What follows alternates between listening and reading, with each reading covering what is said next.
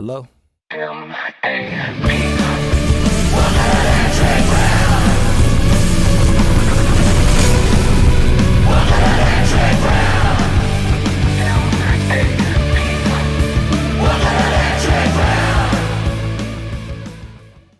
All right. This is Crew Sensei with Electric Ground, and we're sitting here with Tiffany Koslovsky, and she's going to break down for us why we're here and what the whole breakdown of Alzheimer's is about.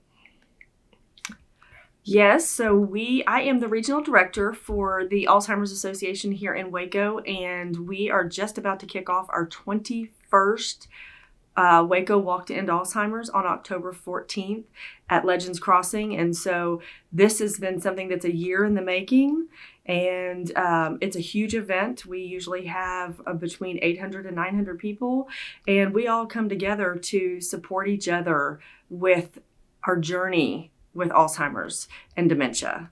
And that is something that in this area is very prevalent, and people don't always realize that 1 in 3 seniors will be diagnosed with Alzheimer's or dementia.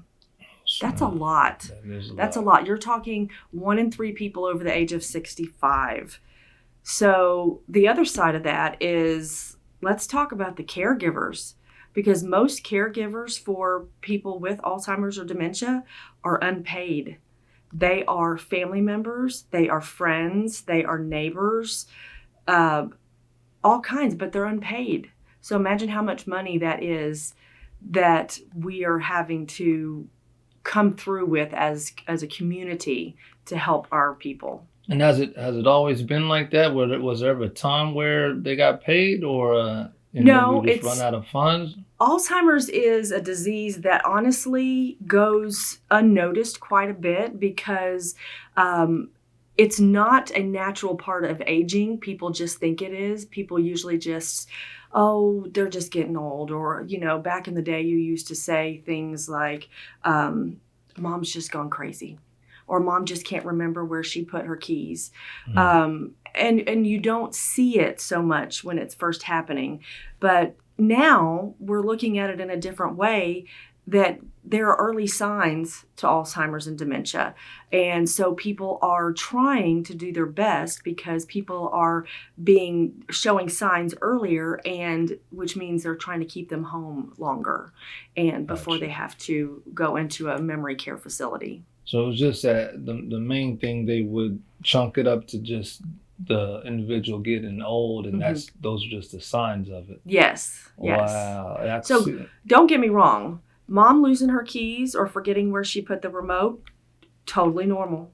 Okay. But if there is a case where you come to visit your mom on a regular basis and she doesn't remember who you are, or mom forgets to take her medication, which too can be benign in itself, but when you add it to other things that are going on, they get in the car and forget where they're going.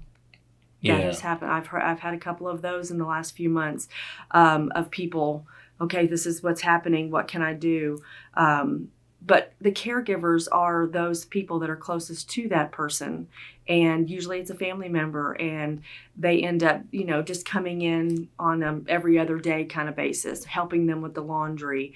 Sometimes they end up getting in-home care for people, from people like Home Instead or Visiting Angels, or one of the other groups that's in town, businesses. They come in and they will do that for you too. And the walk, what type of impact does the walk usually have? I mean, it motivates people. They actually walk the course, and I know that's motivating, but what else does that generate? So our walk is something that we do every year to spread awareness. The main thing that I want to do with this is spread awareness. We want everybody to come together. So each person will come, and when they register, they will let us know where they are in their journey with Alzheimer's. Are you just a caregiver? Are you a caregiver? Are you someone that just wants to support the purpose and where we are with Alzheimer's and dementia? Are you someone that has Alzheimer's or dementia? Or are you someone who has lost somebody with Alzheimer's and dementia? So each one of those categories has a different color flower. And when you register, you get a flower. We all come together for our Promise Garden ceremony, and it is one of the most impactful things you'll ever experience, to be honest. We have speakers that come up and they talk about where they are in their journey. It's real quick, but it is very moving. And then we have the last person that comes up, which is carrying the white flower, and there's only one at every walk, because the white flower signifies the first person who has been cured from Alzheimer's or dementia. Oh, that's powerful. And the way we get there is research. And research has come a very, very long way. And we are doing some really great things with research now, with different medications that are coming out and that are helping and making more time possible for people with Alzheimer's and dementia. So it is very impactful. So we do those things. We come together with the support and the awareness, but our main thing is fundraising too. Because without the money, we can't fund the research. Understandable. And so all different types of media outlets you guys would use, the more the merrier, to try to get the money generated. Absolutely, absolutely. And then for the ones that were cured, it's more like a case-by-case thing, not a base anecdote that works for everybody. It's something that probably they use as a trial run and it happened to work for them, but may not work for the next one. So there has not been a cure for Alzheimer's or dementia. We have medications that are helping to reverse it, maybe, not necessarily reverse it, but give people a little bit more time. It helps with memory and cognitive functioning. They're different. Each medication is different. Each person is different. That's so right.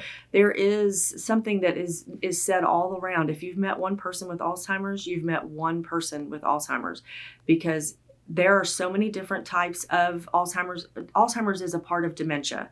There are so many types of dementia that are individual, but then each individual person is different. So not anyone is the same. So it's very difficult for us to find a cure because of that. And so the research that's being done is being done through scans, blood tests, genetics, even looking at what people have eaten their entire life. Where have they lived? How have they lived? In what economic status have they lived in, because that may have something to do with what happens later on in life. And so it's very much so a disease that affects more women than men. Oh, okay. It affects more African American and Hispanic people than it does white. So you're looking at these different types and different groups of people who are impacted by this that we have got to help. We have to get there, and research is going to help us do that. We have a lot of research going on in the state of Texas alone to help us move that needle. Okay. And then I'm wondering, what has been the best way to fundraise for this cause? I mean, is it just been people just donating, or when they actually show up to the walk, has such an impactful financial gain for the whole thing? Is it being in person or more like online? So that depends on each individual person. Today we're here at Stony Brook of Hewitt, and they do an event called Rita's in Registration. So they invite the community to come out. They provide really fabulous Mexican food and margaritas, and try to get people to register for the walk. Everybody that raises $100 or more, so you could raise or self-donate, $100 or more qualifies for their walk t-shirt. You can do fundraising in any way that you would like. Stony Brook does this. They had a bake sale. We have other organizations that we had St. Anthony's and Interim that had a wine bingo this last weekend, and it was super fabulous. They had wine and non-alcoholic drinks there. Of course. You can do whatever kind of fundraiser you'd like. We have the first group of all kids team for the walk that in the United States is here in Waco, and they started last year, and they do a skating for a cure. Nice. At the roller rink. So they will be doing that next week at Skate World. And that can cause people to come out, just being the first ever kids to do it. And then So awareness has stretched down to the youth in that aspect, which is a great thing. That's also, to me, it seems to be a good sign that more people are learning about what's going on. Absolutely. So It Awareness is such a big thing, and it's a big word people use a lot, but awareness really means a lot to me. It means a lot to this community, especially in memory care, assisted living. If we don't make ourselves aware of what's going on and what the signs are and where we can go from here, we're never going to find a cure, and we're not going to be able to help those that need us. And so offering support groups, offering education programs, that's the other side of what we do here with the Alzheimer's Association. We're not just here to raise funds. We are actually in the community, spreading awareness, spreading the programs, getting people educated. and then lastly, where could everybody go to learn more about Alzheimer's disease and how to help out? So you can go to alz.org, and that takes you directly to the Alzheimer's Association page. It's a plethora of information there. I go on there quite frequently. It's very, very much an updated website. So when something new comes out, if we've got a new drug that has just been passed through the FDA, that information is going to come out super quick there. It is. If there's new research that's happening or new stories or things that are going on, it's going to be updated there. If they'd like to get registered for the walk, they can go to act.alz.org/Waco. And that'll take you directly to the Waco Walk to End Alzheimer's page. You don't want to miss it. This is our 21st year here in Waco.